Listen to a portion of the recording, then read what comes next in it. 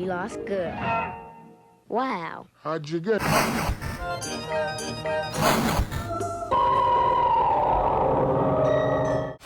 There's a version of Stoicism currently being sold to men, and it's the precise opposite of the philosophy that it's claiming to be.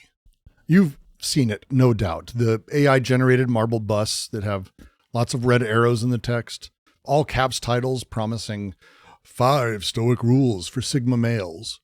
Morning routine videos on X at 4:47 a.m. posted with cold plunges by Rogan and other influencers.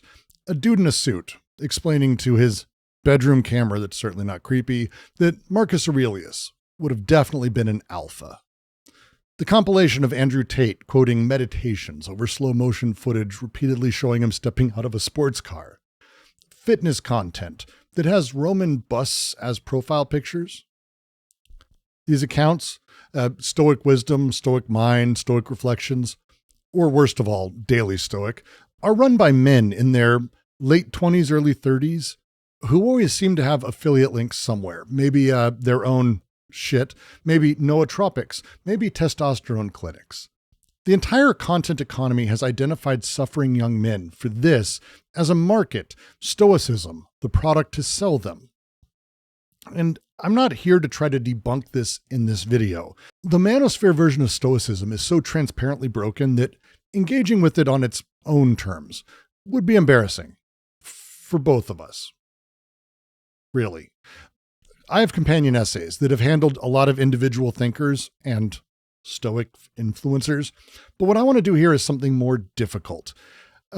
Something I've rewritten a few times, but I think is super important. I want to show you the machine that produces this broken output, or at least try to, because the manosphere version isn't really a mistake.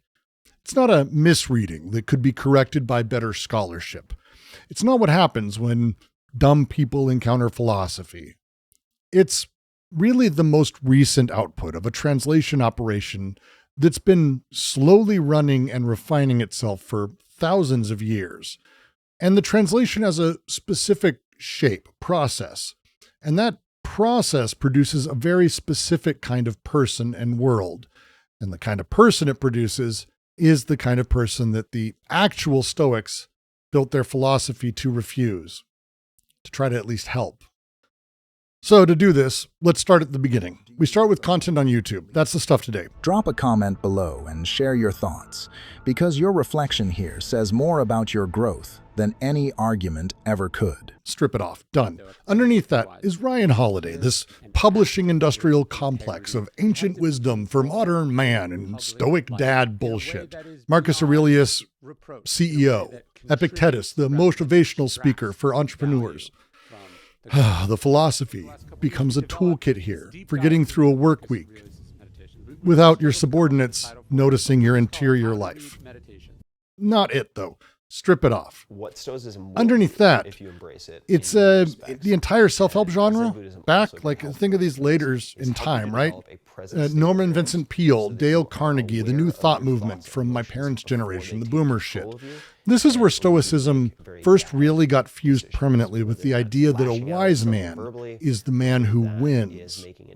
The Stoics specifically rejected the identification of wisdom with worldly success. Insurance policy that allows you to have more consistent well-being throughout your life in all areas. But by the time Stoicism reaches this self-help shelf at Barnes & Noble, the distinction is processed out of it. Still not there, though. Strip that layer off. Underneath that is the Victorian era, this stiff upper lip, the British colonial administrator version of Stoicism. Suffering comes my way, no matter how much undeserved suffering comes my way. Undeserved and unjust, let's say. In spite of my innocence, I will not lose faith and I will do good. Now, The place where the Stoic becomes code for emotional non-display, suitable for British officers managing populations of people that they consider to be their inferiors. That's the version that bequeathed us that horrifying lowercase s Stoic as objective, right? Something that means uncomplaining, unaffected, above the fray. Bitten, sir, during the night. Whole leg gone, eh? Yes. How's it feel? Stings a bit. Well, it would, wouldn't it? Marcus Aurelius, actually in a battle, actual officer, he would have found that idea fucking incomprehensible, but still not there. Strip that shit off. Underneath that, it's Christianity. No shock. But specifically the Desert Fathers, the warrior monk tradition bullshit that absorbed Stoicism into that early monastic sort of bullshit. Like all those lazy monks of the first monasteries, I need a morning routine. On startup, first thing in the morning, I need to run the program that reminds me who I am, what Christ has done for me, and what I'm here to be and to do. By the time Stoicism survives the late antique period, it survives entirely as a Christian philosophical resource. What gets emphasized is whatever serves Christian theology, mostly contempt for the world and suppression of impulses and passions. You know, the idea of soul is a battleground for all that. Stoics would have fully rejected this. It's still not there. Strip that shit off. Underneath that is the manuscript tradition itself. Stoicism is interesting because the texts that survive, Marcus, Epictetus, Seneca, they survive because those monks I mentioned copied them. And monks copied them because they could be read as preparation for a Christian ascetic lifestyle. The vast majority of early Stoic writing is basically gone. We have almost nothing of Chrysippus, who really did build most of the structure, the technical apparatus, the logic, the physics, the systematic philosophy that made the ethics make sense. And we don't really have those texts. That sucks. Still not it though. Strip it off. Finally hitting base layer. And underneath it all, the bottom of the stack, the layer that really sits and is still there to this day that determines everything above it, that's the framework. I want to use this term particularly. There is a way Western philosophy thinks about thinking. This was installed by Plato, formalized by Aristotle, extended by Christianity, and capitalism has basically axiomatized it. But the shape itself, the framework, is Platonic. It operates before any philosophy is considered. You do this already. It's the image of thought, the set of assumptions about what thinking is, how it works, that are already in place before you sit down to think.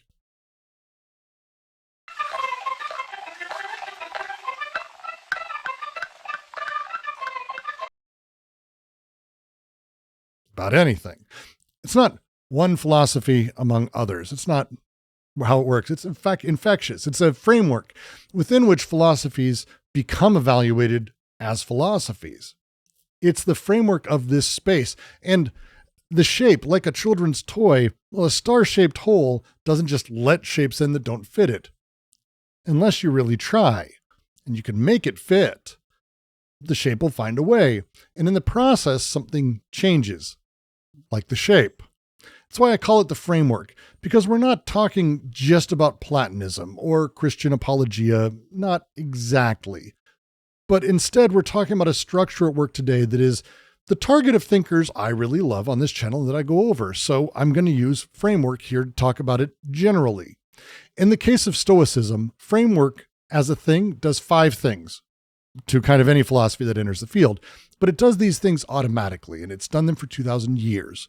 Most of what you have been taught is wisdom, and that wisdom is residue of kind of these 5 operations. And every layer of that stack I just described, like the Victorian, the Christian, the self-help, Ryan Holiday's dumb bullshit, the manosphere's fucking hatred and garbage, it's all that framework, but it's operating in different registers and scales. So first, it splits the self into 2, putting one half on the other. Reason on top, emotion on bottom, like shitty yo play. The wise person controls emotions. A foolish person is controlled by emotions. This is Plato's Republic, but applied to like the interior space of a single person. The philosopher king on top, the appetites in chains of slaves.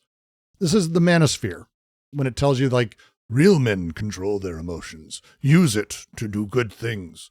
This is the operation it's performing. Sublimate your sexual desires, all that shit, right?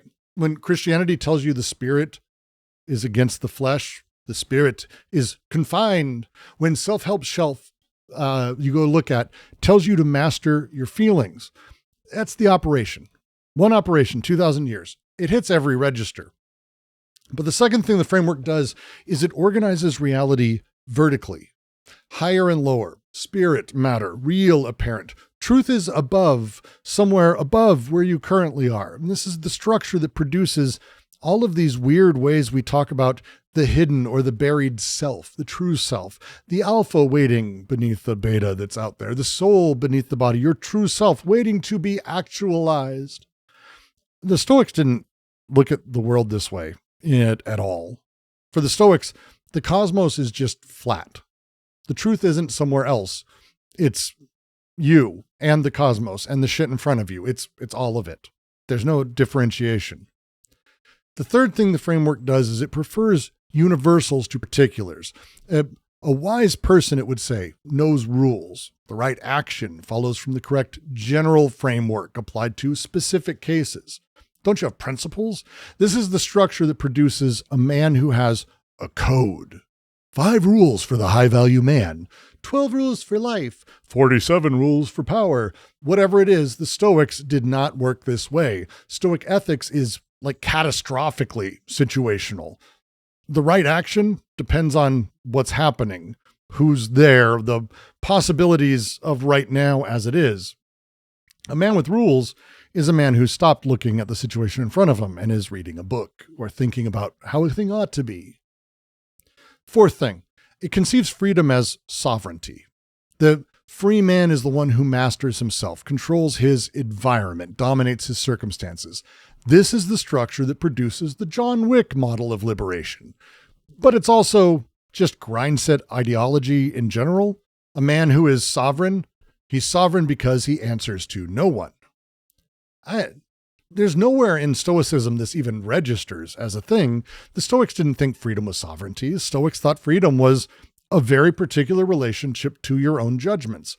Marcus Aurelius is not free because he was emperor. He was emperor. He's free because in those few moments before he assents to the impression in front of him, he examines it. That's freedom. Fifth thing, the framework treats knowledge as like recognition. You learn by being shown a thing you already implicitly knew. A thing dawns on you and you realize it. It's a structure of content, basically. Videos tell you really what you already think in language that feels like recognition. They don't want you to know this. What your father should have told you if he cared. You, as the audience, experience this content as remembering, not learning new. The Stoics realized how knowledge worked, and they didn't believe knowledge worked this way. For Stoics, knowledge is an encounter. An impression arrives. You examine it. The examination produces something you could not have had without that encounter. A novel engagement. These 5 things, these 5 operations, these are not a list. They're a single thing, really, almost a single shape. The framework is doing all 5 of these at once. In Stoicism, they are too. They're different angles on the same underlying structure. For the framework, in every popular version of Stoicism, every single one, from marble bust thumbnails of AI to leather-bound Ryan Holiday journals about masturbating in the right way, these are the results about running Stoicism through a 5-fold shape until what comes out the other side is something that the shape is able to hold. The child's toy has allowed the circle in because you've jammed it in and now it's got ridges, so it's a star. The Stoics built a philosophy designed to refuse this framework fundamentally. Their entire philosophical project was an alternative to this, because this existed at the time. Every popular version of Stoicism that you've encountered is a result of processing that philosophy through the framework it was designed to refuse. That's how fucked we are. What reaches you when you encounter popular Stoicism is the framework's version of the philosophy, never the philosophy itself. And I'll repeat that. The Stoics built a philosophy that operates fundamentally differently with every assumption than the Platonic framework we are presented with when we're told about doing Stoicism. When the framework encounters Stoicism, it can't hold it as is. It's not possible. So it translates it into something that can be held, that can be packaged, that can be sold. The translation reverses every major commitment of the original, and that reversal then gets distributed through monasteries of old, through colonial administrations, through self-help publishers in Barnes & Noble, or through YouTube algorithms, like Ryan Holiday, as daily Stoicism. The internet didn't break Stoicism. The original title for this was How the Internet Broke Stoicism. The internet did not break Stoicism. The framework did, 2,000 years before the internet existed. The internet industrialized the distribution of the broken output. And that's the thing. So, the next little bit here is going to be a lot. And I'm going to be doing it fast. I'm going to be trying to compress an extraordinary amount of philosophical development in the next several minutes. The companion essays that are out there right now and I've already done fill in the rest, at least moderately. But I am going to be skipping things. What you need is a basic shape to know what comes next to follow this. Here we go. Let's do it. The Stoics started with a claim that is genuinely alien to everything we know. We are continuous with the world. There's no division between mind, matter, you, and nature. There's no higher realm. There's no lower realm. There's no spiritual self trapped in a physical body. The cosmos is a single integrated system, a single plane, and we're part of that. Our minds are part of nature. Our reasoning is part of the same logical structure that organizes the cosmos. This is not Platonism with different furniture. Don't take it that way. This is fundamentally different architecture. From this point, every major commitment of the framework is refused. Platonism dies on the vine. If we're continuous with our world, well, our perceptions are real contact with what's happening meaningfully. They're not shadows of higher truths that we need to understand. They're the world arriving in our awareness. The work a wise person does is not transcendence here. There's nothing to transcend because everything is this. Now it's accuracy. Examine the impression as it arrives. See what's actually there. Make correct judgments about what matters. Reasoning and emotions aren't broken. If reasoning is unified rather than divided, emotions aren't enemies of reason. Chrysippus argued that what we call passions are actually judgments. They are the way we evaluate things we are encountering. So when you get angry, it's not just some emotion you can reason away. No, anger is a judgment that something must be retaliated against. Fear is a judgment that something is threatening. These judgments, they can be wrong, they can be right, they can be examined, corrected, and understood, but they're not lower forces resisting higher or relating to the higher in some way. They're part of thought, which is part of everything. And this is the source of the Stoic concept of eupathia, right? Is the correct emotional responses rising from accurate judgments. So a wise person is not a man who's eliminated emotion. He's mentally ill. The wise person is the man whose emotions are accurate. He feels grief when he should feel grief, directed at grief thing for grief reasons. He feels more, actually, than a foolish person, not less. A foolish person's emotions would be blunted by inaccurate judgments and inaccurate reactions. To say that again, the man who has trained himself to feel nothing is further from the Stoic ideal than a man whose feelings are totally chaotic. The chaotic feeler at least has something to examine. The unmoved man has emotional scar tissue where the examination might have occurred, but won't. And with this, if freedom isn't sovereignty, then what the fuck is it? Well, it's the gap, as I said, between impression and assent. Because if everything is here, right? Well, then when something happens, you have a moment before you assent to it. Things happen in time. And that's where freedom is. Marcus Aurelius, the emperor of fucking Rome, he cannot control most of what happens in his life. What is in his power is that gap. That's the content of freedom for him. If we are participants in an integrated cosmos, then we are constitutively connected to other people. We can't really even say we're participants. That's even understating it. We are the cosmos, become what it is right now. And with that, well, you're here, I'm here. The fuck are we? How are we related? Well, we're the cosmos. The Stoics called this oikeiosis, the natural extension of concern from self to family, to community, to humanity, to all of it. And this is not a moral achievement. This is the default condition of a human being who's just fucking paying attention. And it's not a thing to level up with in a video game. These come at once, necessarily at once. None of this has survived the framework's translation. You don't find it in any of these things. None of this is able to really, though, be packaged into masculine self-help improvement industry bullshit unless you violate first principles. The actual philosophy is incompatible with being sold as philosophy. And in 5 specific operations simultaneously, they invert it. And I want to go a little further. I want to show you what the framework does to a specific practice, actually. It's going to be weird. When a practice is ingested, when people understand it in our world, you can see the reversal operating in real time when I point it out. I'm hoping when you see it, you can start to see it everywhere, because I kind of want to talk about astrology and how astrology is good. Yeah, I know. I want to talk about divination. I want to talk about the I Ching. I want to talk about how these things exist and how the framework takes them versus what they are. Which I mean 13 degrees Leo to 13 degrees Aquarius, which is not a very good setup for Trump because it's triggering the Pluto position in his chart, which I suspect is the key reason in astrological terms for his pullback on the pullback. So let's start with the basics.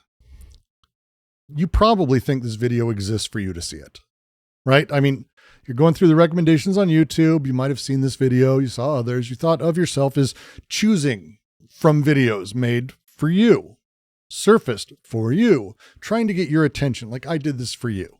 And sit with that. Please sit with that insane narcissism for a moment, because it is not true.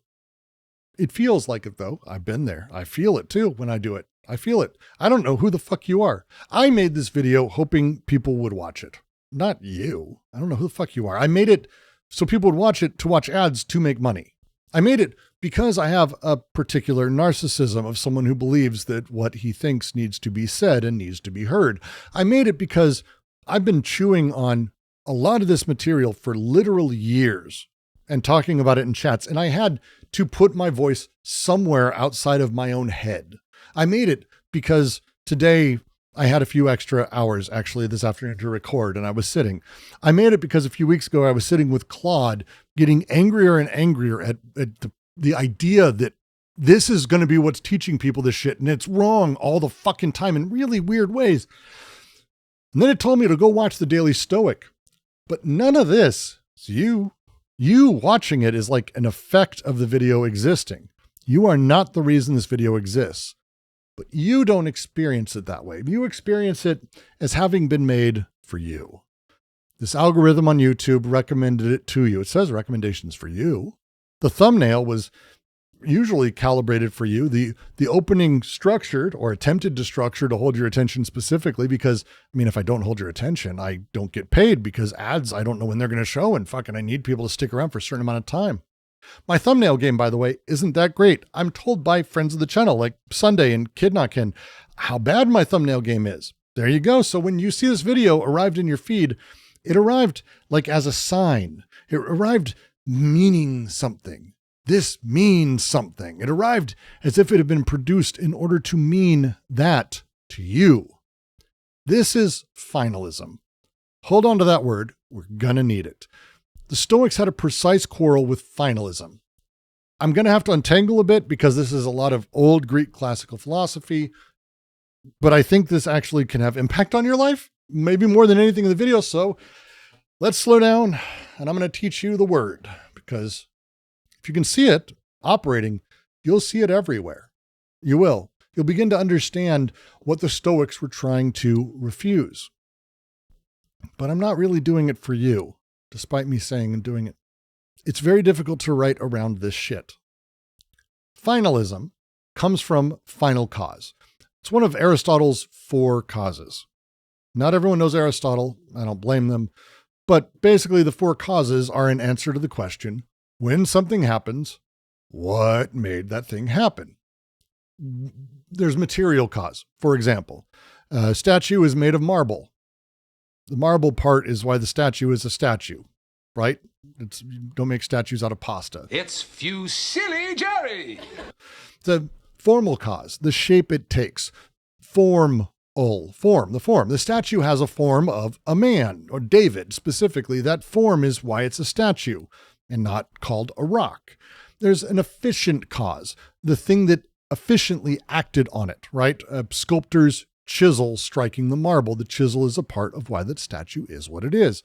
And there's that final cause.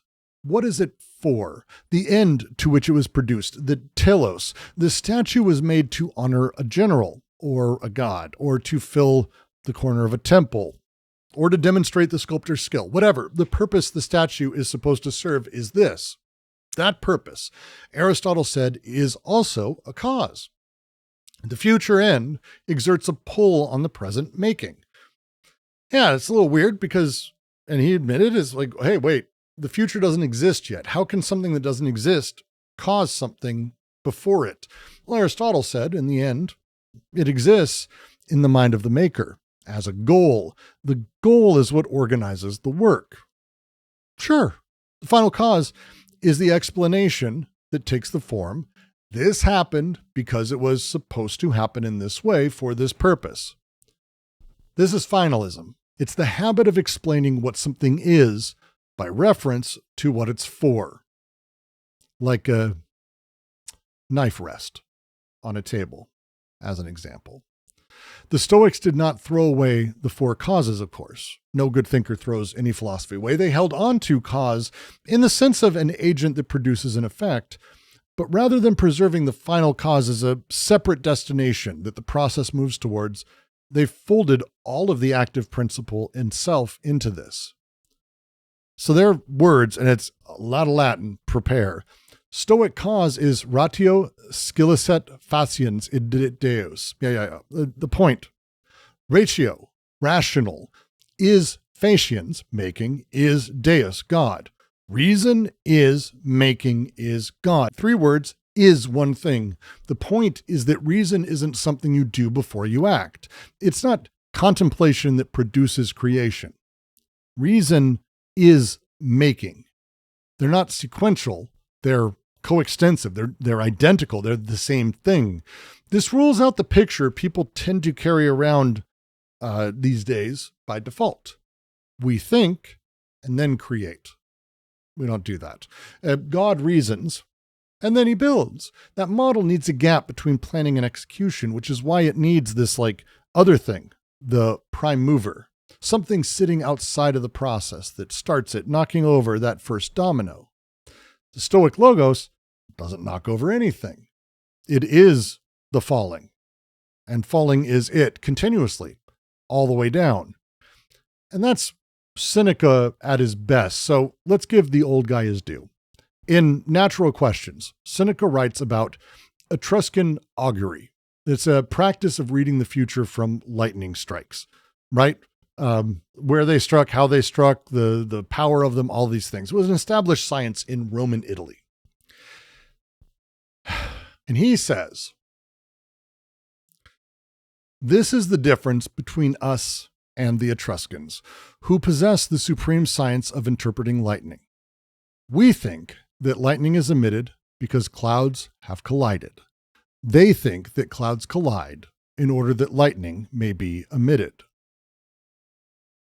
Yet they occur by the same process, whether signifying is their purpose or whether signifying is a consequence.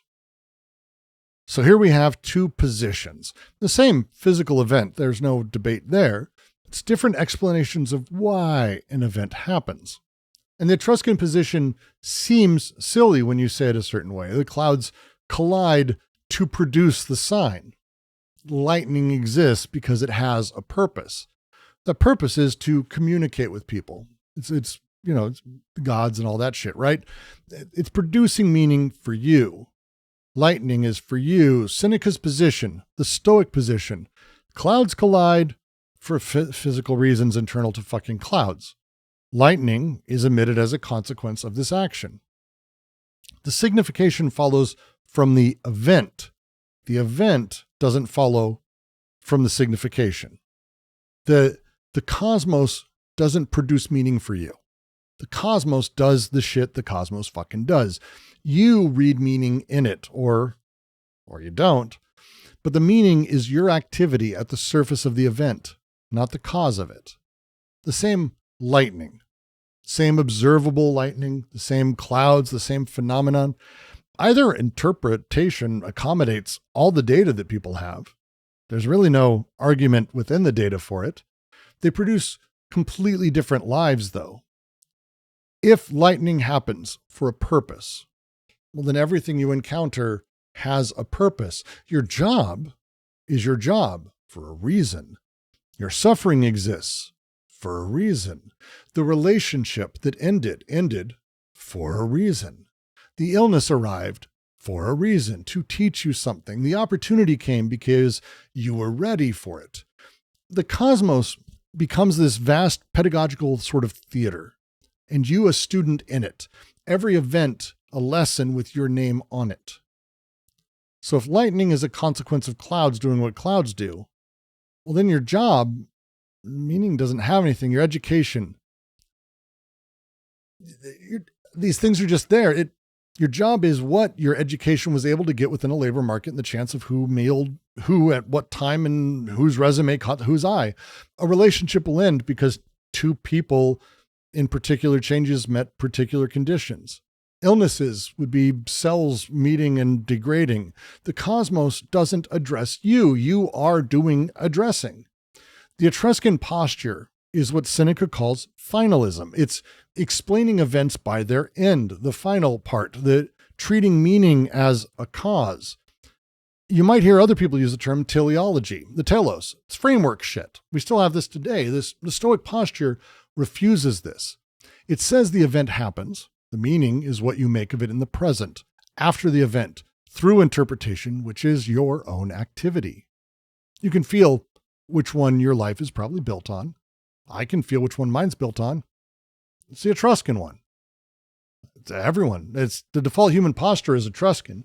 It takes work, real work, to hold the other one. And it would be silly for the idea of the Stoics to say that you should do it yourself. So they made tools. Epictetus has a piece. He wants to talk about diviners. And people run to them every time they make a decision. He says to these people, do I not have within myself the diviner who has taught me the nature of good and the nature of evil, who's explained to me the signs of each? What need, then, do I have of entrails of victims or of birds? Can I bear it when the diviner tells me this is profitable for you? Does he know what is profitable? How could he know what is good? Epictetus here is not just shitting on divination. He's not calling it stupid. He's not like an Enlightenment debunker Reddit atheist type. He's making actually a very precise point. Most of these guys do. They're doing philosophy. A diviner can read on trails. Great. Just cut up an animal, reads it. And the diviner can tell you something's going to happen. They can't tell you whether this matters to you or how it matters to your life, what it means, how you should receive it. That's your work. It can't be delegated. The diviner, and Victor Goldschmidt in a minute, who I'll be talking about, he really has my favorite line about it. The diviner gives you a text, and it's for you to provide the exegesis. This is not a small revision of what divination is. It's a fundamental reversal of how divination has worked or is supposed to work basically for the last few thousand years. The Etruscan model centers it. The sign arrives carrying its meaning. The sign is meaning delivered to you by the cosmos. Your job is to receive this sign correctly, as given. And we have a ton of fucking stupid movies that go over this. Of like, oh, you just didn't understand the sign. It was given to you so purely. God, I hate the new Dune. Also the prequels. All of these movies and all of these stories laugh at people for not understanding what objectively these things meant. The Stoic model doesn't do this. The Stoic model says the sign has arrived. The meaning is your activity on the sign. That's what you do. The sign is an occasion for interpretation. It's not a carrier of finished meaning. You're not a recipient. You're a reader. Ground News gives you headlines and pre-informs you about how you're supposed to feel about it, right? A recommendation you get isn't just an option. It tells you an option is for you based on the things you've watched. The cosmos of the algorithm has selected this for your particular wants and needs. The meaning has been preloaded into the delivery. We've been conditioned on this shit for fucking years. You are the receiver, the system, the diviner. The diviner is telling you not only what's there, but what it means. Ground News. Fuck them. It uses your name even. Like, you know, right, your phone doesn't know your name. The Stoic practice on this is surgical. The notification will arrive. It's an event. Done. Examine the impression of the event. Don't take the meaning the notification arrives with. Provide meaning yourself. What is this thing in front of me actually? Not what Ground News tells me that it is. What is the present state? Stripped of vectors, it has arrived carrying. What in this is mine to act on? What in this is something I am being invited to assent to without examining? Do this for a day. Do it for an hour. Chances are you're going to be fucking super tired. With any luck, you'll realize you're tired because all the effort you're now making at giving meaning to what's in front of you has actually been classically done for you every step of the way, and you've not realized it. The exhaustion you're experiencing is information you now had to create that was being created for you. It is the weight of what you've been letting the world tell you for years and years and years. Realize this. The texture of your own consciousness is going to start to change if you keep it up. I mean, I've done it to you. I mean, words are doing this right now. I'm doing this. So take a break. Don't think about what I might say next or what I did say. I am now speaking. I'm using words right now. Follow these words I'm saying. It's important for this section especially. You don't know what section, don't guess. The Stoics had a doctrine about signs and time. They called it a semiology. What they said is precise and super weird. The present sign, they said, is a sign of a present thing. It's not a past thing. It's not a future thing. A present thing. It's a different category. Consider it. I am speaking words now. Sound waves happen now from my mouth, through the microphone, through the computer, there, out, above, all the way. Your ears are processing them. Whatever electrical activity in your brain is converting this acoustic vibration into recognized language, that's now.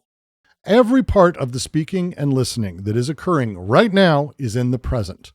That's a good circuit of actual shit happening as it is.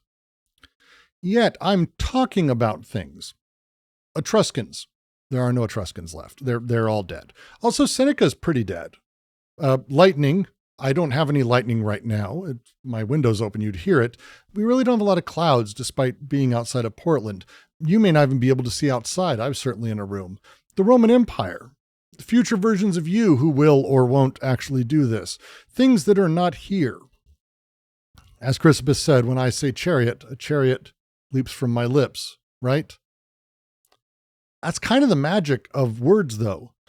These present sound events install in you references to things that aren't here. A word arrives now, and it suddenly contains something that wasn't here a moment ago. You have an idea of the Etruscans, whatever that is, an idea of lightning, my windows, an idea of my room, the difference between two ways of explaining an event. But none of this is happening. Words made it happen here, in you. And this is not like a fun little small thing. It's an operation of our culture. And again, feel it, because if you can, It doesn't go away. Every word being spoken to you, every word you've ever read, every word you've thought to yourself has done this. It's using this present semiotic medium to install in you a relationship to something that isn't you or now or present. It uses present sounds, marks, brings absent things to the present. The Stoics noticed this, and they spent a lot of time building out a technical handling of it. For them, they distinguish two things fundamentally. Bodies, which are present, exist. They have states. They are that. And what they called lecta, the things that are expressible by bodies, the meanings that subsist at the surface of language, referring to states of affairs, but aren't states of affairs themselves. For example, a scar someone has, I've got a bunch. Scar's a body. It's a body. It's a present thing, has a state. The meaning of the scar, though, what we say about it, that's something else. Oh, that person, they've been hurt. That's not a body. That's an expression. It's an expressible. We attach it to a present body called a scar. Now, in Stoic semiotics, even when we point to the past or the future, it's important to do so through the present. So the scar is not a sign that a person was severely hurt, with the verb running backwards to a moment in the history, in the past that's not here. Instead, a scar is a sign that this person is having been hurt.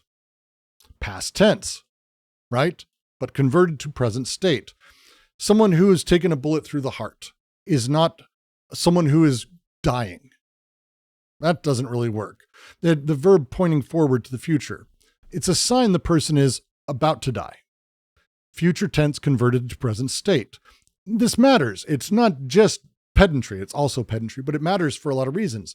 The grammatical move does real work. Stoic discipline forces every interpretation back to this present state. You need to refuse for them to let the meaning vector backwards you into a past you can't examine, or forwards you into the future that you also can't examine. The only thing you can examine is the present. So the discipline keeps meaning in the present, attached to what is actually here. So, this is, of course, where Deleuze enters. What did you expect? He enters not as a foreign import 2,000 years later, but as someone reading the Stoics very carefully and noticing what they're doing that's really interesting. In Logic of Sense, and it's a masterpiece, Deleuze uses Alice from Alice in Wonderland, the Alice of Alice, Lewis and Carroll's Alice.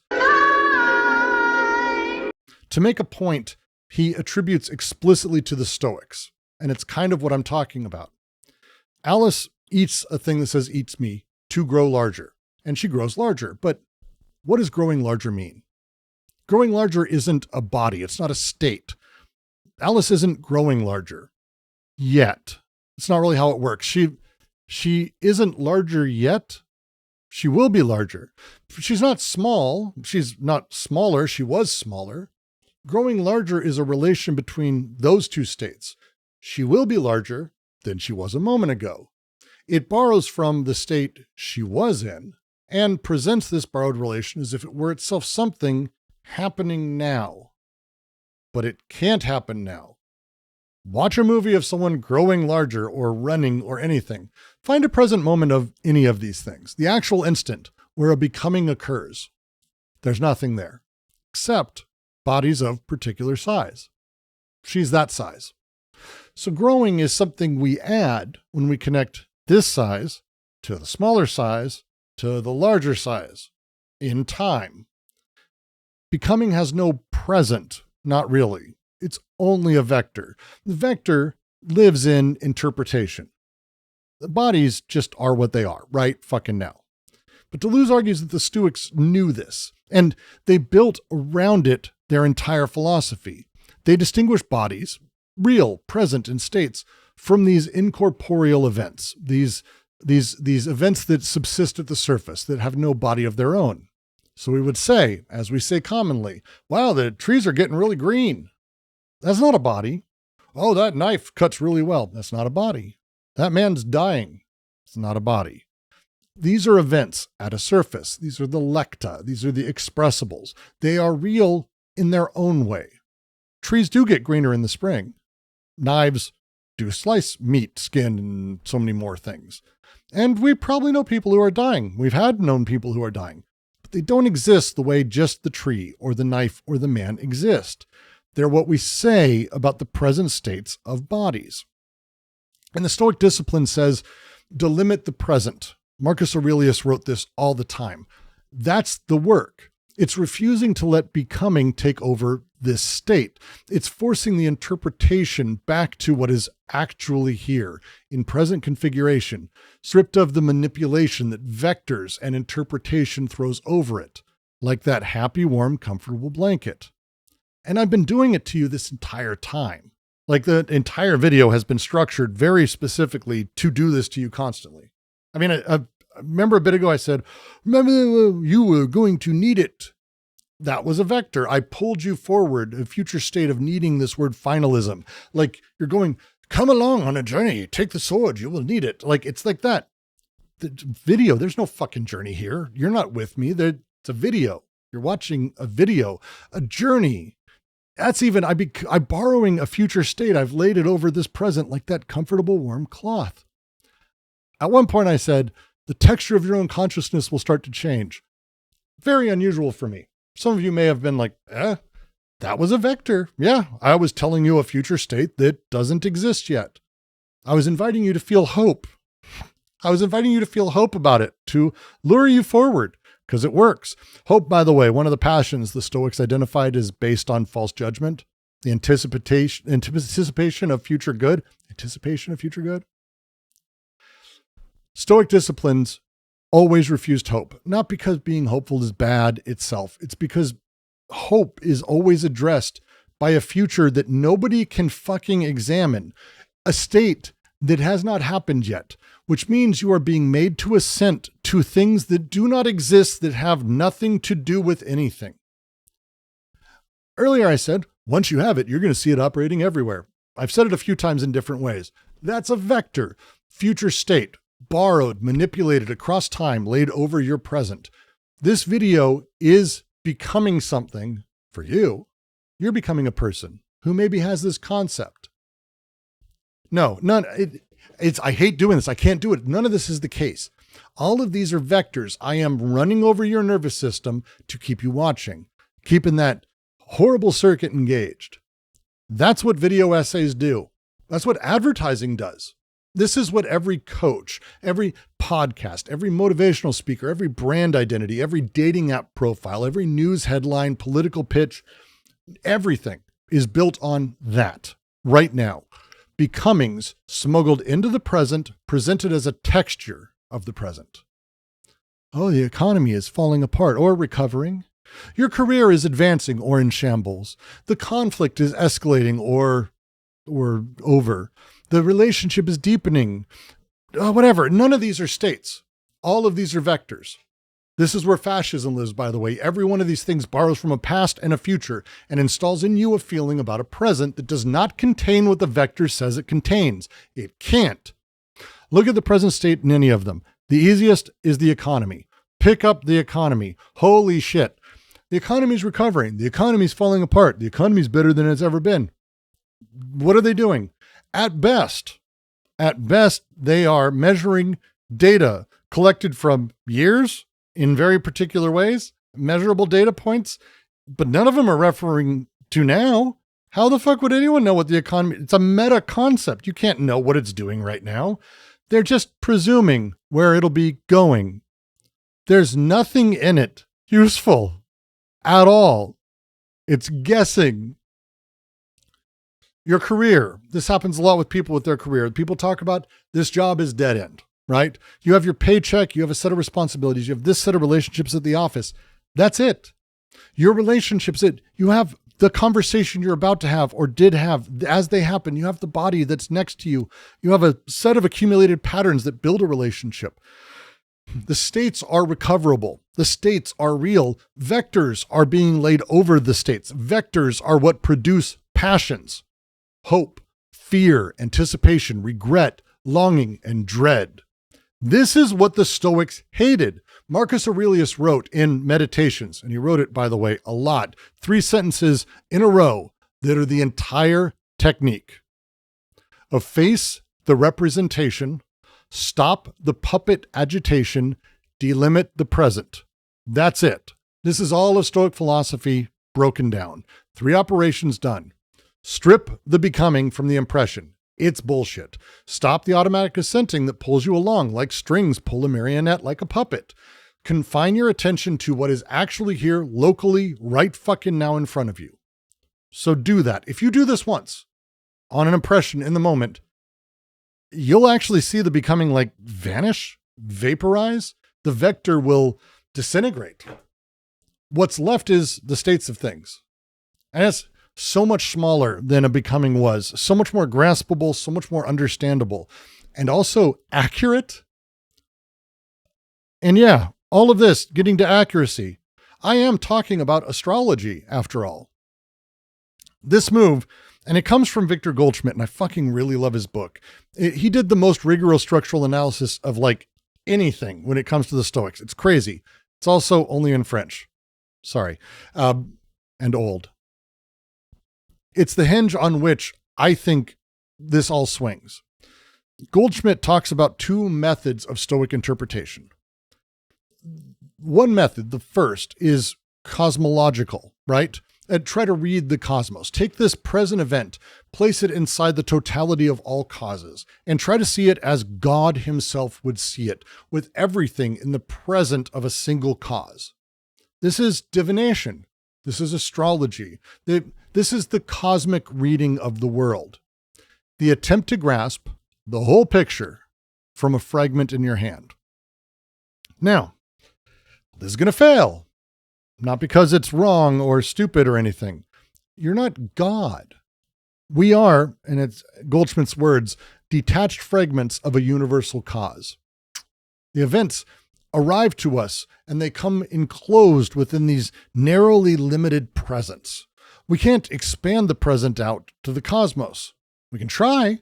We emotionally feel it. Our brains feel like they can do it. The attempt is sincere, but the cosmos don't fit. We are stuck with fragment. We are only ever the present, singular us now. And this us, this limit, is fucking glorious. The cosmic reading fails. The failure delivers you to the practice that actually works. Right? You stop trying to read the system. You concentrate on the fragment. This piece right here, attending to this event, this impression, this present moment with the whole power of your attention. And then the instant loses its narrowness, its mutilation. Circumscribed by the concentration of the soul, it is the power of the whole soul that it can contain. The totality that escaped that cosmic scale in the first is recovered the instant through the second act of attention itself. So a sage, a Stoic sage, by this concentration, Goldschmidt says, is not inferior to the gods. And yes, I fucking love how he says that. It's not about knowing everything. It's also not about ignoring everything. The framework tries that. You are enough. I am enough. The fragment we have, that I have, that you have, fragments we have, and it's enough. Not because a fragment is the whole. The fragment's not the whole. That's not how words work. The present attention you bring to bear on the fragment can carry the vitality of the whole. That same totality the cosmic method tried to reach by expansion and extension is reached by concentration and presence. The whole soul, focused on what's actually here, contains the cosmos by attending to the single point of contact with all of that power. This is what Marcus did every morning when he wrote Meditations. The book is not a record of mastery. It's a record of failure. It's a record of daily failure to maintain this method and his daily return to it. He is, by all counts, wealthy and powerful. Dude was fucking emperor. He had every external advantage there is, but he woke up every morning writing to himself the same thing in different words. Delimit the present. Refuse it. Examine what's there, refusing the becoming, and attend to it. The framework fucking can't touch this. It needs the cosmic reading to succeed. It needs the sign to predict the future. It needs the stars to be determinant of personality, the lightning to mean what the Etruscans say it means. And it may seem counterintuitive in every single way, I know. But it's the same thing that needs having money to be success, to be happiness, to be getting laid, to be having a strong jawline, to be mogging, to be looks maxing, to be whatever the fuck else is next in the nightmare of gambling ads parading around as actual content. What is next for you? Do what's next for you. Fail. The framework can't process failure because the framework is built on knowledge's mastery, and mastery can't fail. The second method needs a fragment to concentrate on. Fine, you got fragments. Your life is nothing but fragments, really. I mean, you arrive, if you do, in these narrowly limited presents. But look where the fragments come from. Look at who hands them to you. You do. We all have our own causal chain. You have your habits, the things you repeat, your own predictable reasoning and understanding of things. The thoughts you have are the thoughts really you've already had, slightly rearranged. Sorry, none of us are that interesting. The fragment your mind hands you to concentrate on is a fragment your mind kind of pre-approved. And nobody really warns kids about this trap. I'm not even sure how to do it, right? You think you're examining your impressions. You're doing what I say, we're doing what the Stoics said. But the thing is, your mind selected those. They're from existing selections. So your boss's email arrives, you've already decided what kind of thing the boss's email is. The headline arrives, you subscribe to Ground News. You already know how to feel about it. You're not reading the present. You're reading an archive of the present, pretending it's attention. And yet, humans aren't difficult. Our brains, well, they're miracles in their own way. They're really not that wild. It's ultimately like sedentary. Every day, a little bit more material settles in. The material sticks in ways that it has to, but it has to be material that already fits what's already there. That thought you accept is a thought that confirms the thoughts you've already accepted. It builds the lattice. Layer on layer on layer on layer on layer. They all settle into the last. A little bit more compatible with the shape underneath it every time until the whole thing sets like concrete. And a concrete mind doesn't take in the world. It takes in parts of the world that match the shit that's already there, right? The stuff that can fit in the cracks. And the rest runs off. It gets harder every year. It gets more certain every year. It gets more reactionary, more frightened, more cruel every year because everything that doesn't fit the concrete now, well, it reads as a threat to concrete. Concrete's the only thing it has left. The shape is the only thing it has left. It has to maintain itself. Maintenance becomes it.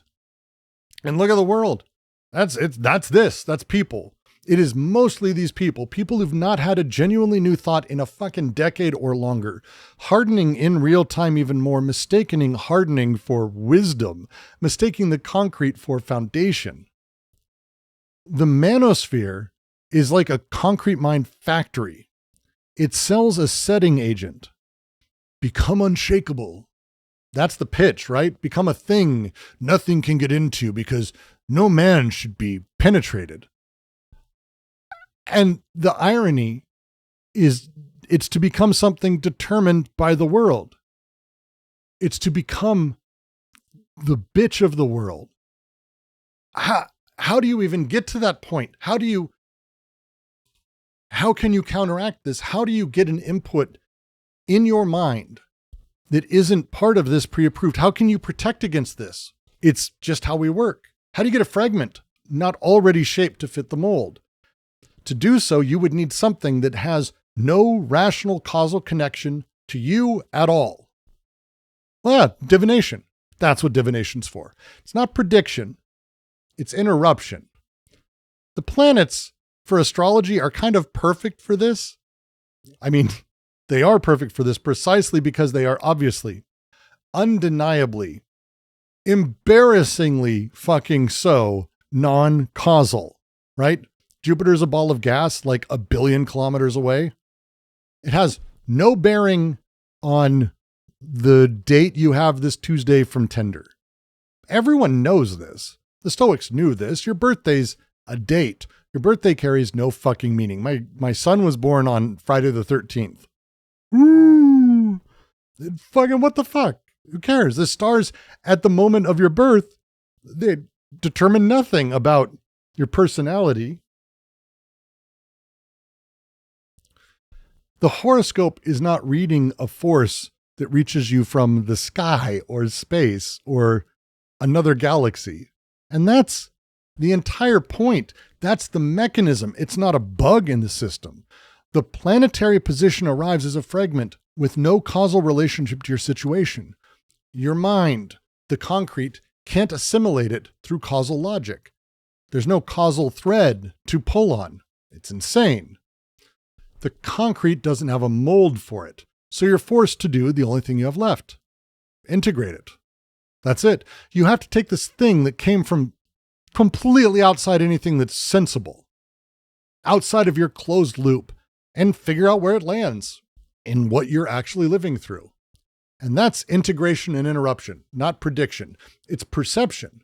It produces a connection your causal reasoning can never on its own have ever fucking produced, because your causal reasoning wouldn't have ever generated that input or output in the first place. The random thing your mind did not approve smashes into that fucking concrete like a goddamn jackhammer. The crack that it opens up is a place where new perceptions can actually get in. The I Ching makes it completely naked. The hexagram in the I Ching, it's generated by like yarrow stalks falling, coins thrown, a deliberately randomized process. And I will tell you, nobody in the I Ching, historical tradition, even now, no one thinks the stocks know your future. The stocks don't know shit. They fall how they fall. Hexagrams arrive with no causal connection whatsoever to your question. They're not related. But you take the text with the hexagram, you find where it touches you, what you're carrying in that moment. You integrate it. The practice is the integration. The practice is reading a present sign, present here, now, in front of you, and you providing the exegesis yourself. Epictetus exactly said, the diviner gives you a text. It's for you to provide the reading. But the framework, the fucking framework, it comes along and it does to both of these things the same thing it does to everything else. And you can see it here really plainly. It can't tolerate productive failures. So it converts the whole operation into prediction machines. It can't be failure, so it's accurate. It takes random stocks and insists, oh yeah, no, it's perfect mastery. It knows your fate. It takes the obviously non-causal planets. Yeah, no, they probably determine your personality. It runs cause and effect through a system whose entire value was that it had no cause and effect.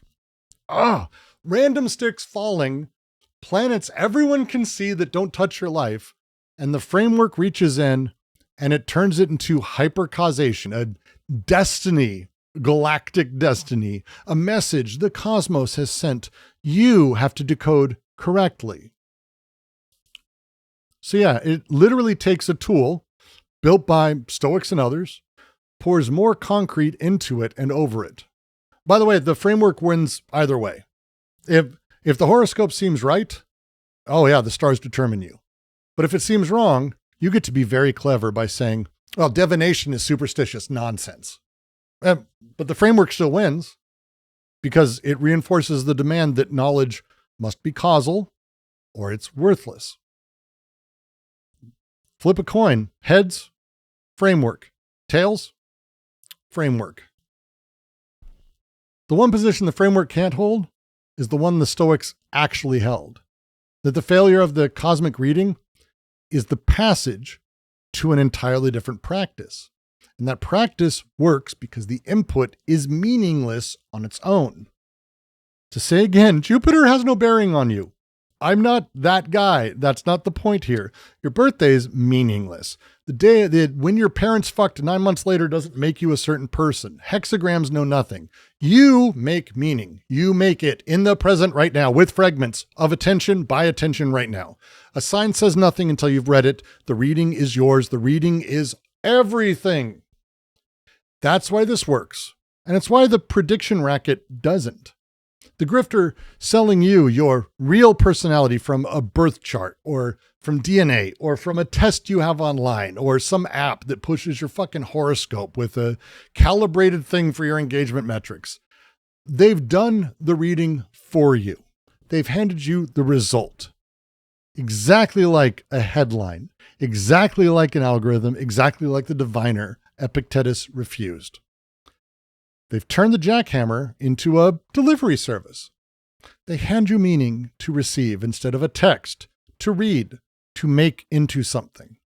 And all of it gets poured right into the concrete. And the trap works, and it takes all of this. It turns it back into becoming. To make Stoicism a thing that you can progress towards. You can be a better Stoic. Oh, God, what a sentence. Being a better Stoic. Making an examination of impressions of a skill that you're building. To make a practice itself into a vector. I've just spent this entire goddamn video telling you we need to dismantle. And it won't work. Because look, Stoicism is a practice. Like any practice, there's no growth curve. It is only your present operation. You're doing it or you aren't on this moment in this minute. Tomorrow doesn't matter. Tomorrow doesn't exist. There's only this. If you ever do yoga, the thing every good yoga teacher will tell you is it's not about getting better at it. There is this practice now. That's it. That's it. There is only this impression, this moment, this breath now. So be there. When something arrives, do one thing with it. A boss sends you an email. Text from your mother shows up. Headline you get pushed, whatever. Thought about your ex, a pang of envy seeing something on social media, whatever, it doesn't matter. Before you respond to it in any way, ask, what is here? Not, what does this mean in a larger story? Not, what is this implications? No. What is actually in front of me? Stripped of vectors that you lay over it, stories and narratives. The boss's email would be an email that contains words. Your mom's text is words. The headline is words. The thought you had about your ex is a quick thought. That's it. Present in your head, you're having. The envy you have is a feeling. It's present. It's in your body. You're having it now. None of them is becoming that you lay over them, the future and past connected. None of them is, this is going to ruin my career. Or, God, mom's going to be like this forever. Or, oh my God, the country's collapsing. Or, no, the country's recovering, shut up. Or, I should have made different choices with my life. Or, oh my God, why is my son going to keep interrupting me? I can't believe he's doing that. He's going to always interrupt me. What is he always going to do this for? They have. I'm checking my teeth and... You're checking your teeth? All of these things are vectors. They borrow from pasts that you can't reach anymore, futures that do not exist, and they present them to you as if they were now, and they are wrong. The present does not contain them. When your own mind is too set in concrete to hand you anything new, when every fragment it offers is one it has already approved, when the concrete's been pouring for 40 years and you aren't a fresh little happy brain, and you can sit there and you can feel your head how that your bodies and mind have gotten hard. Go get an input it didn't generate. Do the I Ching. No, really, I own 5 translations of it for a reason. I built a digital one for myself and some friends. So pull a hexagram. Read the day's nonsense about your sign. Open a book to a random page. Here, let me do it for you. Go pick a book off the shelf and give me a random book and a page. No sooner had this notion occurred to him. He was on his feet. He judged that he had at most another quarter of an hour in which to waken. Whom? He had no choice. Titus and Fuchsia alone knew of how his return to the castle, and that he lived in secret among the hollow halls. It was, of course, grotesquely out of the question either that Fuchsia should be disturbed or allowed within Steerpike's range. As for Titus, he was now almost grown to full height. But he was of an odd, highly strung nature, sullen, excitable by turns. I could keep doing this. Like, I could just keep... It doesn't matter that the source material is meaningless to you now. It matters that the source material is meaningless. That's the whole reason it can't it can reach you and it can make it in. Take this random thing without any causal chain on your life, see where it lands, make it land somewhere with what you're actually living. This isn't superstition. It's the second method. It's the jackhammer. You're not receiving a pre-made message.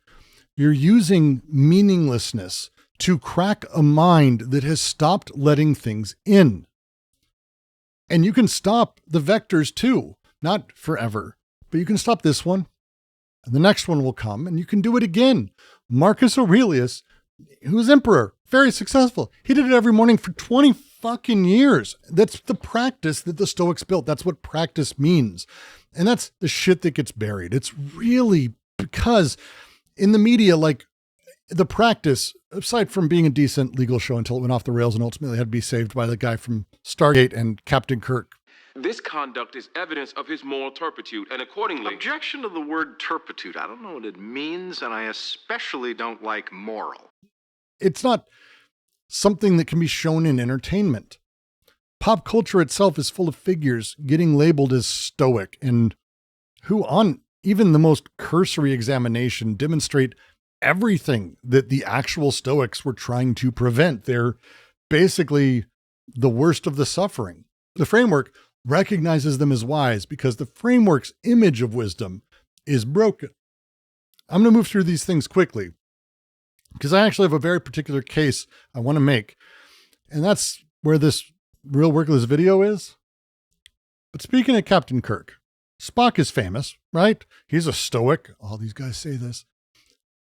The framework's literal dramatization of the divided self is somehow it. With his very essence, with everything that was not of the body, he asked you to bring him to us. Rational on top, emotional suppressed below within him. How do you feel?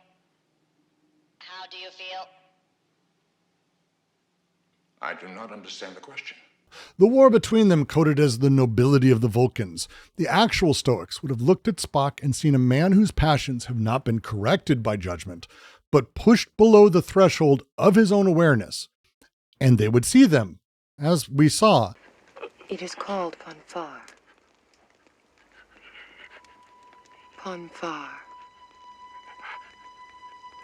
Leak out with flaws in his reasoning and bad effects on his life. The show codes this moment as heroic.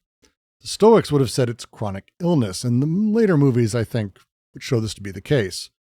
The Romulans, no, they let their emotions get the better of them. Comics do worse. Batman is like architecture of this made building. It's deeper cave, crazy truth buried beneath the city, whatever. The Stoics would have asked what impression he assented to as a child that built this apparatus, and whether he really ever examined that assent. Kind of basic. John Wick, here's what happens when perception converts to action without examination at all. He is not a Stoic hero. Grief for him becomes violence. Loss becomes violence. Everything becomes violence. The movie basically exists to see how many people you can justify murdering for the smallest reason possible. Across all the movies, like 400 some people are killed because a dude killed a dog. This imbalanced rage is somehow cited by these Stoic scam artists as a Stoic warrior. The other side of things, the sociopaths, Frank Underwood, Dexter the serial killer, et cetera, et cetera, et cetera, the sociopath of the week, whatever. These people have intention without integration. They see clearly. They see other people accurately. They use that accuracy to become predators. The Stoics built their philosophy to refuse this kind of person because they kind of said at the baseline, remember, the cosmos is flat, oikiosis. Without that natural extension of concern from self to others, you become a predator. All of these figures, all of these that the manosphere invokes as these like modern Stoics are, by any diagnostic at all, utter fucking failures of Stoicism. But the framework isn't just translating Stoicism badly. That's not, like, that wouldn't be interesting. It's actually translating it and selling it back under the name of Stoicism. And when you go to who's actually Stoic, it kind of makes sense First, they're never identified as fucking stoic. They're usually coded as like soft or gentle or naive or feminine and a few other F words you could use. There's irony here. Let's go with the basic favorite. The greatest movie ever made is Paddington 2. I cried through the entire thing. It made me want to be a better man. Paddington Bear is a stoic. He's a hard stoic, by the way. It's very specific. He does a stare, but not a moral judgment. It's a pause. Forget the medic. Better send a priest. You listen to me, you little maggot.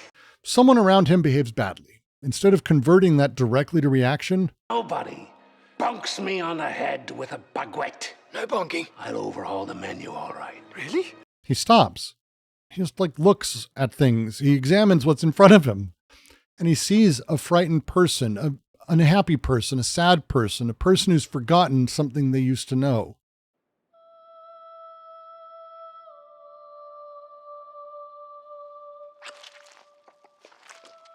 His response is calibrated to what's there. What is this? It's a marmalade sandwich. Marmalade? And that's often why it's kindness. It's why kindness also, by the way, works. He is, by every measure the framework could apply, weak. He's also, by every measure the philosophy of Stoicism would apply, maybe the fully realized Stoic, the most fully realized Stoic in all children's literature. Paddington 2 is incredible. I fucking told you. In film, though, I'd probably put up Marge Gunderson. And I tell you what, from his footprint, he looks like a big fella.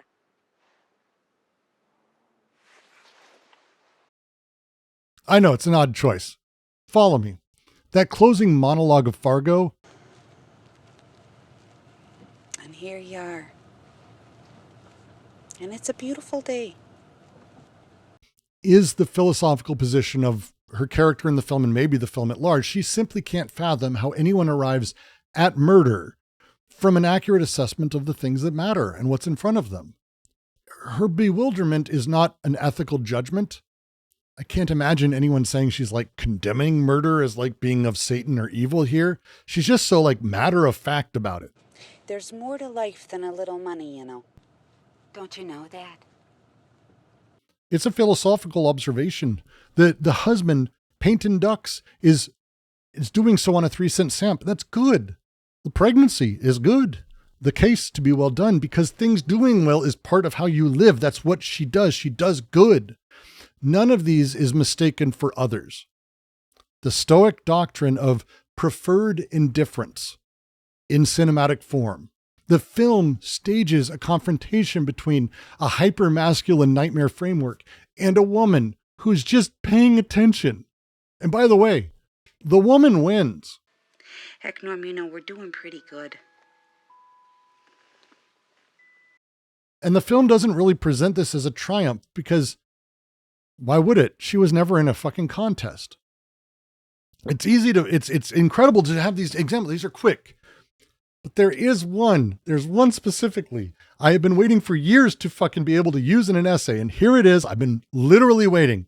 There are people in the QC who have heard me talk about this. Here it is. There's one movie that does it better than any other.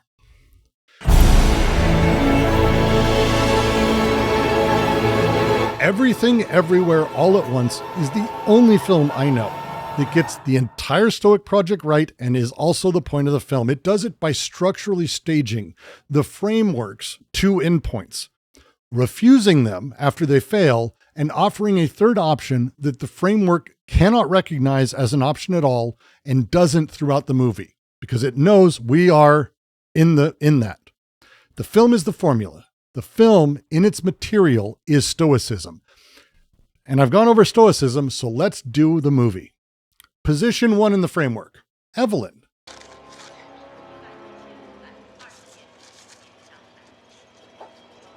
Mastery. Evelyn discovers she can access every version of herself across the universe. She is our protagonist, and she becomes the powerful one by accumulating the skills of every Evelyn who ever existed as she hops between them. She becomes Chef Evelyn. She becomes Singer Evelyn.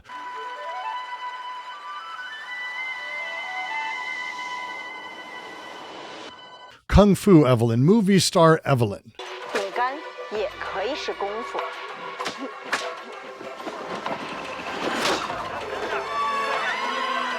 The arc is the framework's classic self-actualization narrative. Transcend your circumstances by becoming more powerful and powerful enough to choose your circumstances. Rising above the body, above the situation, above material limits, until you can look down at any specific configuration of yourself and pick one as a winner. This is ideality from above. This is the high view, the view that the body and the situation are just one configuration among many. And that mastery means being able to change configurations at will. Okay, I'm locking in. Calculations complete. To will that.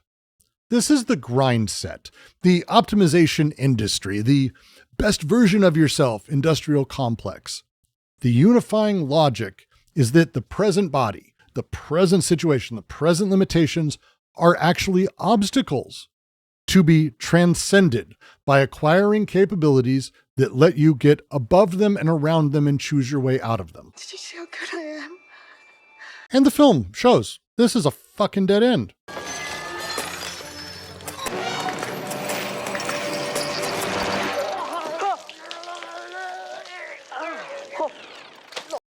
Every Evelyn breaks.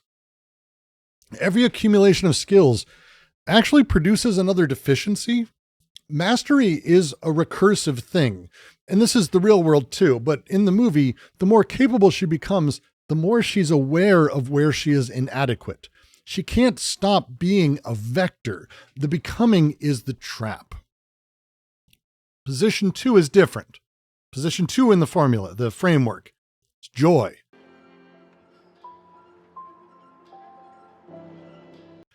Passive nihilism. Joy, she saw through every framework at once. She's been every version of herself, and from that vantage, she kind of reached the only conclusion that the framework permits at its terminal stage. Nothing matters. Nothing means anything, right? Everything Bagel.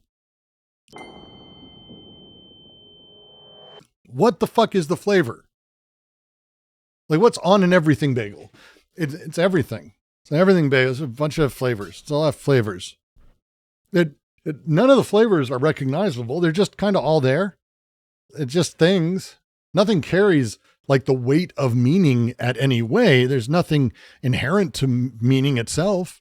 Every value is kind of arbitrary. The whole spread of possibility is weightless because nothing weighs in. It's the opposite from Evelyn. It is the same operation, but a different angle. Sucked into a bagel.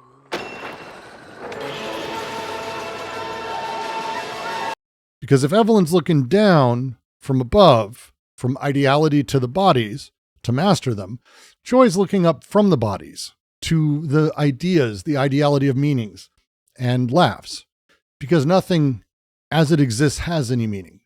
The bodies are just doing what bodies do. Eventually, that all just goes away. The high vantage gives us mastery. The low vantage produces a passive nihilism. They're two endpoints of identical architecture. That second one, though, is worth noting. You might recognize it if you're in my vicious circle reading for Klosowski. This is where people end up in late capitalism. Once you've seen enough through the becomings, once you've noticed how often vectors are lies, once you've watched enough optimization narratives fail, the framework's other available position opens up. And nothing means anything. It's all just whatever the shit is on that fucking bagel. Bagel. Get up, go to work, scroll a bit, sleep, and die. The film knows this is a dead end. It feels like it. Joy is in agony throughout. And passive nihilism doesn't produce relief. It produces maybe the most acute version of suffering that it was supposed to dissolve. But we have another position. The hero, Waymond.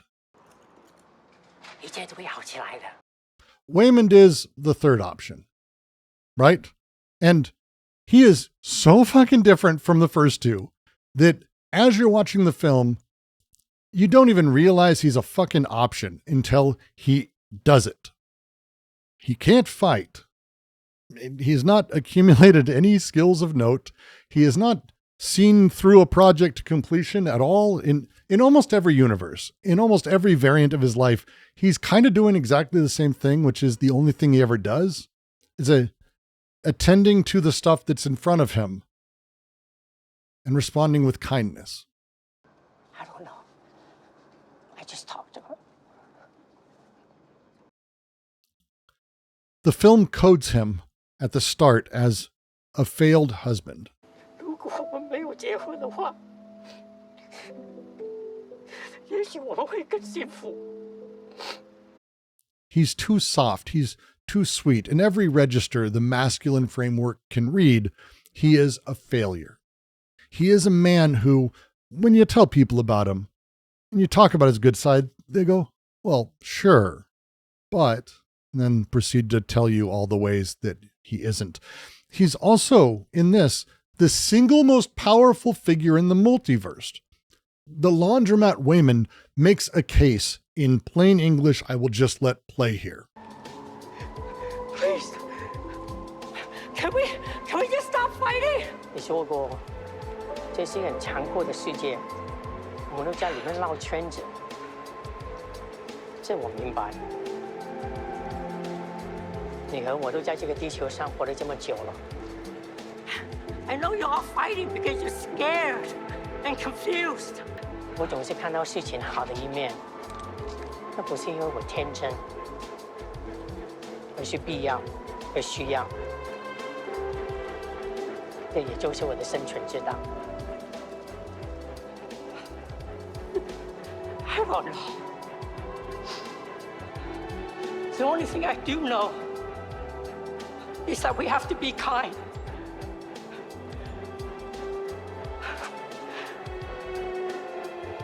Please, be kind. Especially when we don't know what's going on. 我理解，但你不是一个服输的人，我又何尝不是？只是我们选择的处理方式不一样。That's it. That's the Stoic project compressed into a few sentences delivered by a character that masculine frameworks can't recognize as wise. He has examined the situation. He has not concluded the situation is good. I mean, his fucking marriage is falling apart. His business is collapsing. The IRS is auditing him. He's not transcending the situation. He is very much inside of it. He hasn't mastered it. He has no skills, no strategy, no advantages, no money. What he's done is he looked at what was actually just in front of him in every encounter, and he just asks, what response is calibrated to what's actually there? And the answer he keeps arriving at is kindness, because almost everyone is better than they look and worse than they pretend, I think is how it's said.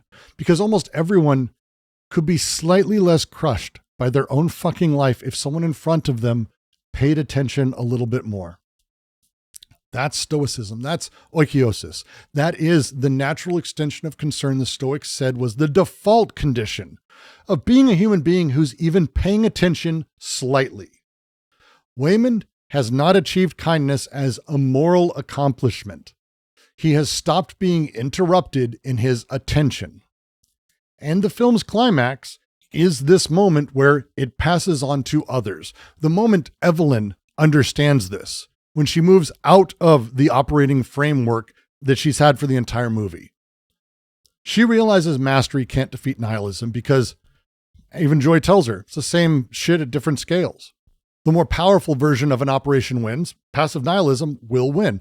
The only way out of this framework is to refuse it.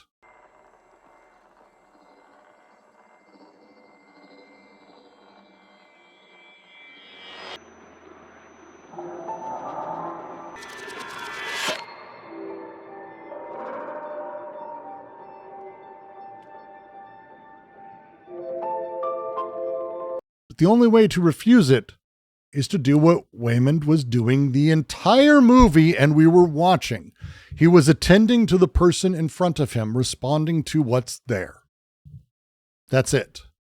When Evelyn starts deflecting attacks by handing her opponents what they need instead of fighting with them, we see this. The first two who attack her, she gives them each other and they have love.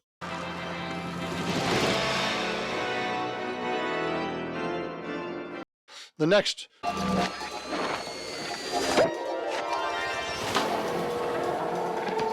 know, Evelyn, my wife used to wear that exact same perfume, God rest her soul.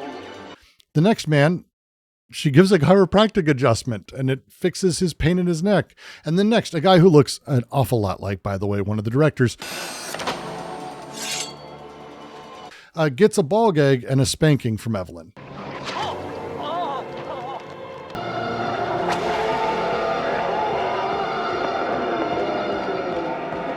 The next, she comforts about his raccoon friend who lived inside of his hat and helped him cook. You know, Raccoony. Raccoony taught me so much.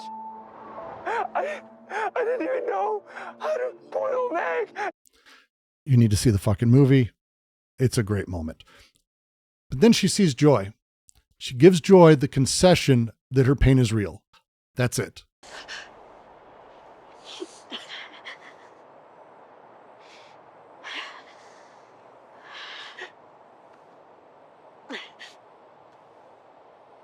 She's not defeating anyone. She's attending them. The fights stop happening because the situation the fights were responses to no longer exist once attention has actually arrived. The film does not present this as transcendence at all. Evelyn does not achieve some higher level. She is finally caught up with what Waymond has been doing the whole time. The accuracy produces the Stoic thing. Correct emotional responses, calibrated to what is actually there.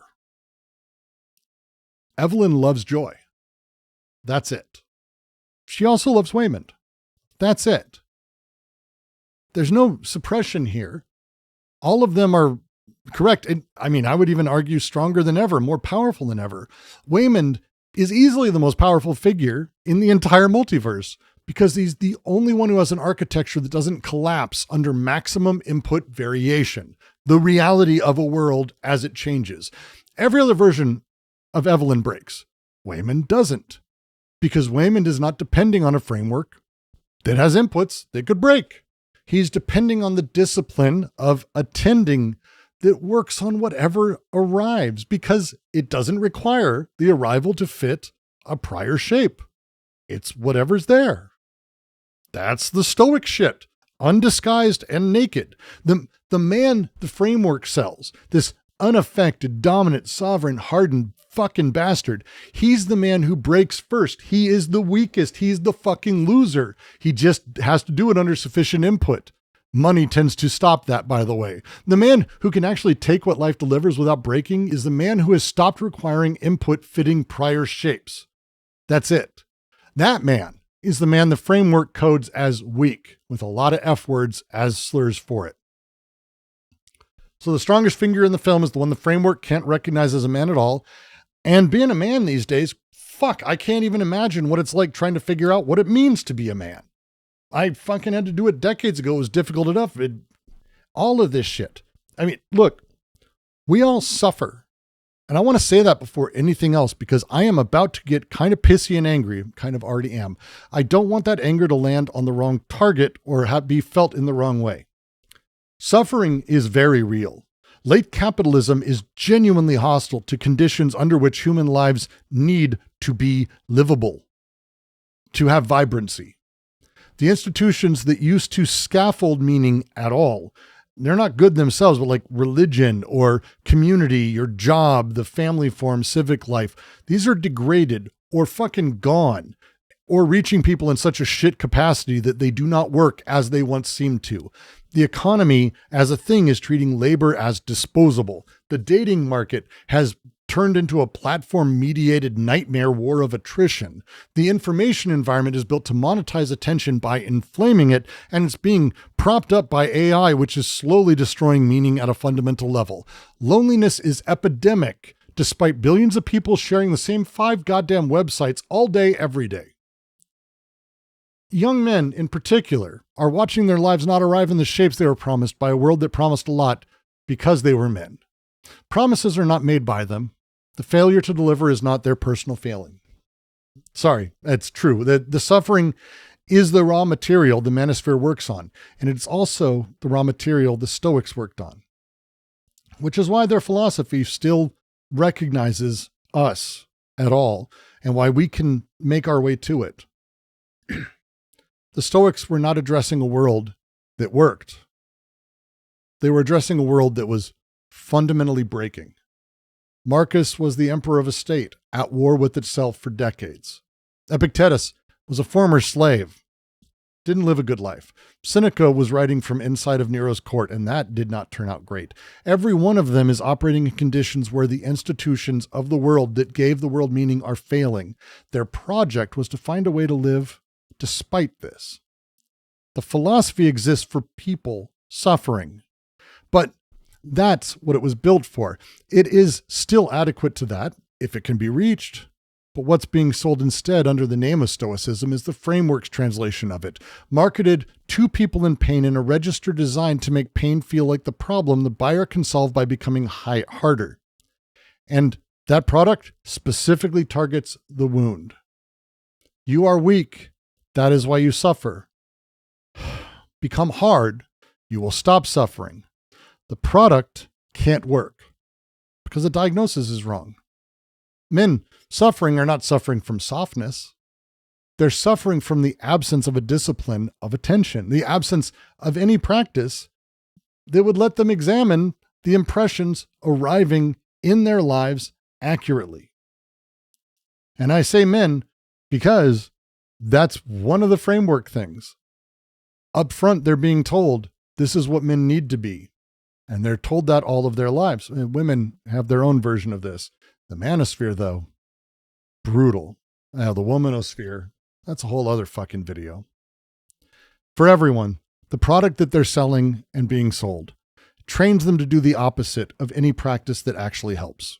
Suppress things, dominate things, harden things. Each of these operations destroys the faculty that the actual philosophy was working to develop. And I am fucking mad about this. I've been angry about it on streams. I've yelled it. I've used a lot of slurs I probably shouldn't have. I will say that plainly. I'm angry that a philosophy of attention has been processed to a philosophy of suppression and then sold to make money to suffering young men as their salvation. I'm angry that the operation has been running for 2,000 fucking years and that the contemporary version is not the best or anything. It's just the most efficient bullshit version of this distribution channel, and that the operation's never been able to see anything like it. I'm angry on behalf of an actual Stoic system that is actually useful and has been used as cover for 2 millennia by men selling the precise opposite of what they built to other humans to convince them that they also have the exact same insecurities and that you need to give them money to avoid it. I'm angry on behalf of the men currently being sold this product who will spend years applying this corrupted version and will conclude when their lives do not improve that the philosophy probably works, but that they just are fucking failures. But the thing is, they've never actually encountered philosophy at all. They've encountered consumption. They've bought Funko Pops and thought it was philosophy. Actual Stoic practices can't be packaged. They can't be delivered. They can't be shown simply in media. They can't be scaled. They can't because they're performed by an individual alone in a specific contingent moment, examining a specific impression, knowing that the examining is itself an impression that requires examining itself and knowing that this work never stops. And the framework doesn't give a fuck. It doesn't need any of these things. It's had 2,000 years of a head start to manipulate all this and fuck us. The internet just industrialized that distribution. The masculine version has been weaponized against suffering young men in ways that previous distribution channels could only approximate. And it's fucking poison for everybody. Yet, the practice still works. It works the only way it's ever worked, which is in that gap between impression and assent, performed by you, one person, on one impression at one time. There's no scaling, no possibility of packaging, no path through the medium. Stoicism and this nightmare framework of consumption spouted by Ryan Holiday and his lies at the Daily Stoic, all these guys, they're not similar philosophies dressed in language that's slightly different. They're oppositional. One is Marcus Aurelius. The other is Andrew fucking Tate. That both of them are called Stoic today is probably the single most successful cultural translation operation in the history of Western philosophy. But it's recoverable because it is contingent. It doesn't give a fuck about these rules. But you can't find it in better content. You probably actually didn't find it in this video. The video you've been watching, all of this, it's an impression. It's been arriving. And the next one will too. You've been processing the whole time. The platform's economics also operating, attempting to deliver the impression before examination engages itself. And if I end this video early, your awareness of the fact will go directly to my Patreon. It'll go directly to everything else, subscribe and all this. And it won't be produced by examination. The examination would have to be performed by you on this specific impression. Can't be interrupted. Got to break the circuit. So start now.